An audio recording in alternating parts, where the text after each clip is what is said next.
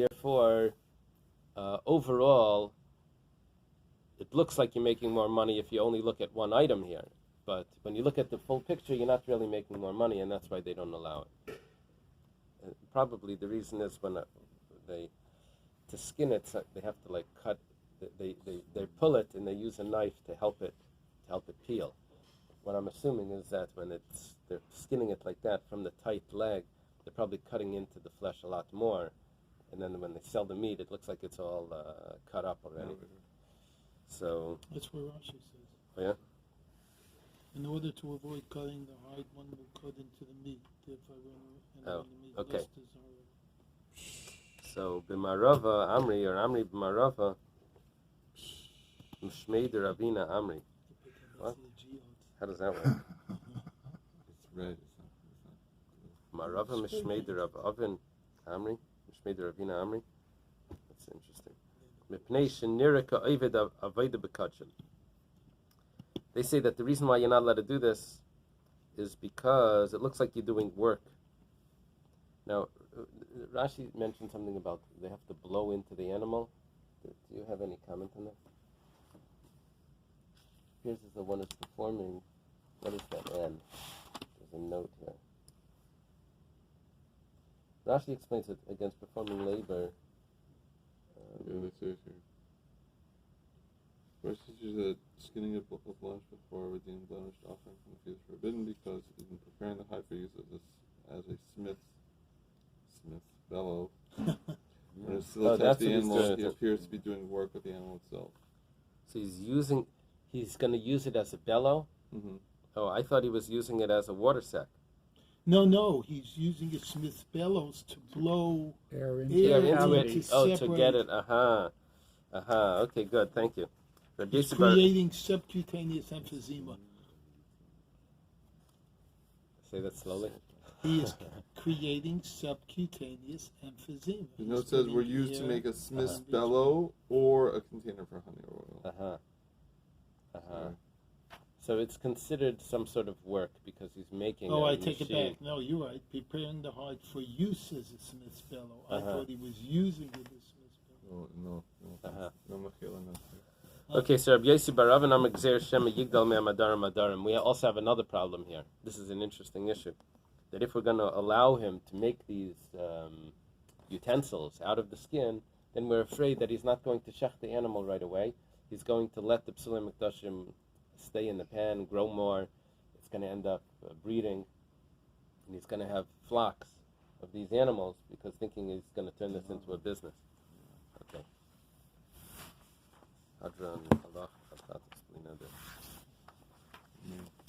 So,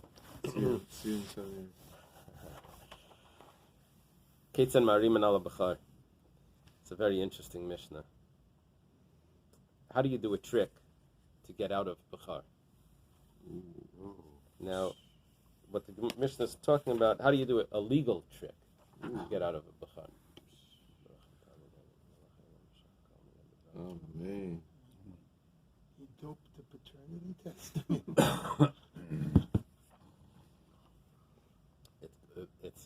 It goes after the mother, not after the father.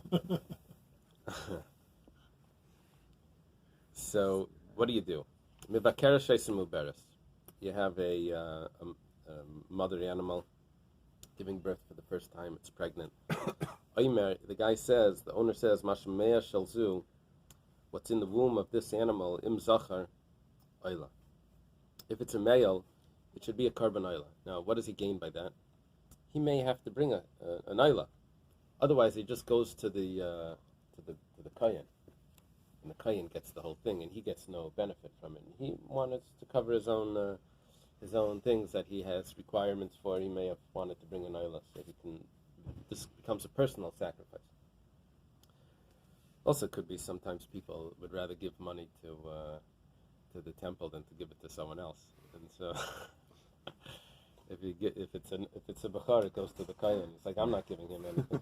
So he's sort of preempting its status as a bachor by designating it before it's born. Right. And a bachar becomes holy only after it's born. Kedushas Menachem only when it leaves the womb. He's able to make this holy even inside. Okay. So, Yolda Zachar. Yikr Vayla. If he gives birth to a male, he brings it as Eily. Vim Nekeva. If it's a female. This is his statement. He says, if it gives birth to a female, then Zivchei Shlamim, then it should be a peace offering. The Gemara is going to ask that. He doesn't have to say anything if it's a female, because a female is not a Bechar anyway. There's a problem with this, because it's all based, if it gives birth to a male, but if it gives birth to a male, guess what? It's a Bechor automatically. Why should it even hold your nether? No, because he's consecrating it before it gets the status of the Bechar. But technically, he shouldn't be able to, because it shouldn't. It's dependent on its birth. No, he's not saying if it gives birth to a Zachar. He's saying if it's a male. Internally. Then, right, you do a sonogram.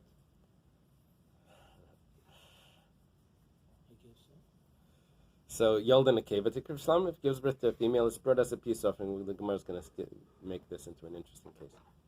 He could say like this also: Im Zachar Eila Vim Nekeva Zivchei Shlamim. He could give the option. He can say if it's a male, it should be an Eila. If it's a female, it should be a Shlamim. Then Yolda Zachar Nekeva. If it gives birth to two, so a male and a female, a Zachar Yikr Eila, and a Nekeva Tikr Shlamim. The male is the Eila, and the Nekeva is the Shlamim. Now, Yolda Shnei Zacharim, let's say it gives birth to two males. Well, he only consecrated one of them. So, Echad Me'am Yikr Vayla, one of them is brought as an Eila. Vasheni Yimachel L'chayve Eila. The second one, we're talking about he doesn't know which one came out first. So they both need to have the status of an Eila. So the only thing is, he only needs to bring one. So let him make money off the other one, which he does. He does make money. He sells it to someone that needs to bring an Eila. B'dam of Chulan, but the money, because he only consecrated one, just doesn't know which one, the money becomes Chulan. Did he know they were twins? I don't know. Because if he didn't know they were twins, and he only consecrated the first designated one. Right. But he doesn't know which one came out first. Well, the one that came out first is a Bechor. No, the one that came out first is an Eila. Because he consecrated the one that comes out first as the Eila. Oh, That's your get around. So he's actually... Yeah, he's avoiding the... It just sounds wrong. It's like, it's selling his chametz. That's what lawyers do all day. Do things that sound wrong but aren't legal.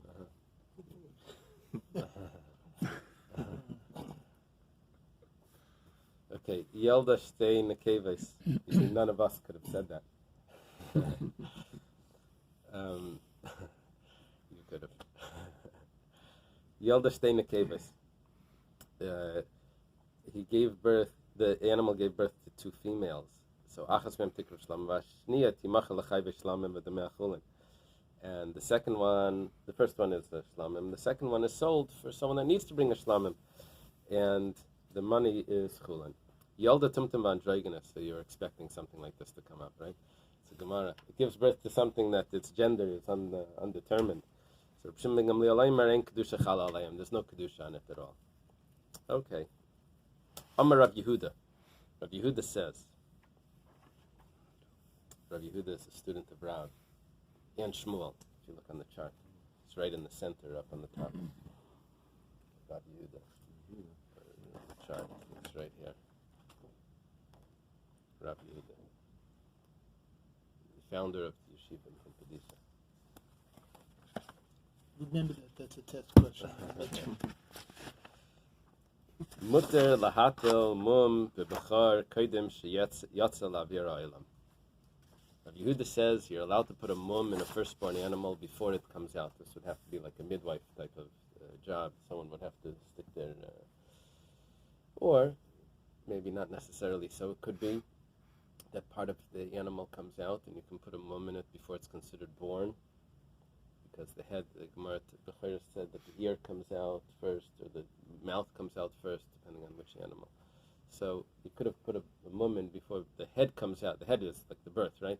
So you could have put a mum in there, and it's not considered a bechar because it has a mum. It's not considered a carbon. Tanan. It's taught in the Mishnah. Person can say what's in the womb of this is an Eila. Eila in. He's allowed to say that it's an Eila.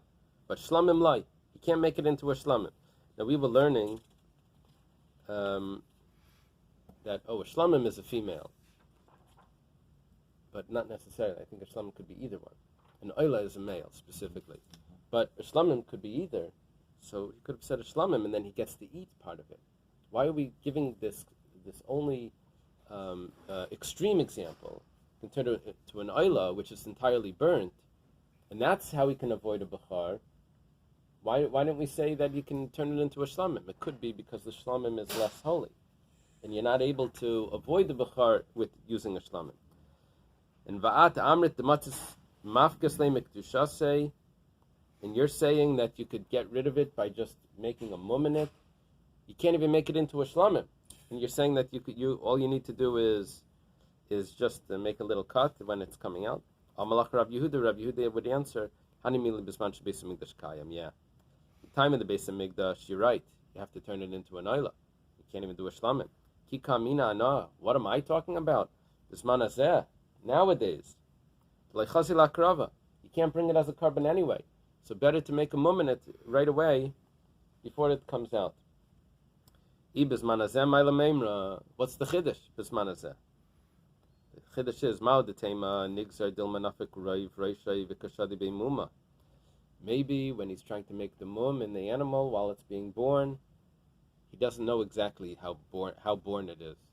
Maybe most of the head was out already and he started to make a cut. So that would be a prohibition. So we say that the chiddush of Rabbi Yehuda is that even though you can't bring it as a carbon anyway, but it could be that you're making a mum in something that's eligible to be a carbon. You have to wait till it gets a mum on its own. You can't do this on purpose, and you may mess up and do the mum while it's already considered born. The chiddush is that you're allowed to do that. The Gemara says ve'ema hachinami, but maybe that's a real problem. Maybe you shouldn't be allowed to do it. The Gemara says afilu hachi ha'adifa. It's better that you do this than if you leave it and you may end up working it. The Gemara says in the cave of Shlamim, the Gemara asks in the cave of Mikacha b'Bechayra, why do you have to do anything? You say if it's a female, if this animal gives birth to a female, it should be a shlamim. What's your problem? If it's a female, it's not a bechar. Bechar is a male. You don't have to do anything.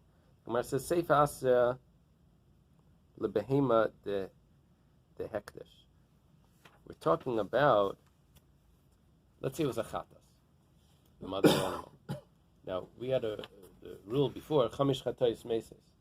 There's 5 chatayis that are put to death. If the animal gives birth if the chatas gives birth, that's one of the animals that gets put to death, is the offspring. So he wants to avoid losing the animal. So what he does is he consecrates it as a different carbon. In that way, before it becomes a chatas, when it's born, it's already a shlamim. So we're not talking about a bechar here, now we're talking about a different carbon. Yolda shnei zecharim, if he gives birth to 2 males, amri ibehima de hektish. If we're talking about hektish, hechta akdish oila, Heavy oila. Idach nehevi b'ktushasi deime. What were we talking about? We have a chatas here, right? We were saying that he's trying to avoid the offspring becoming a chatas that's put to death, so he makes it a shlamim. So now the Gemara gives another case. It says that if gives birth to 2 males, one of them is a oila, and the other one is going to be sold, and it's going to be chulin and whatever. One second. Because he said one should be an ola, one should be a shlamim, right? No, he said one should be an oila. What is one should be an And now it's giving birth to 2. Okay. And we don't know which one came out first. So there's 2 males. So we're asking, 1 second. Why are we saying that the second one is an oila and you sell it to someone that needs an oila and you use the money? You just said that the case of the Mishnah is that the mother is a chatas second one should not be an Eily. The second one should have the status of the mother, which is a chatas, and then it's going to need to be put to death. The Gemara says, "Seif asan lebehema schula." No, now we're talking about that the mother was not a chatas. Now we're going back to a case of bechar. So the middle case was when the mother was a chatas. The first case and the last case are talking about a bechar, and we're dealing with bechar. So the Mishnah was sort of like mixed, the different cases, the scenarios. It's not straight through. Okay, let's leave it over here.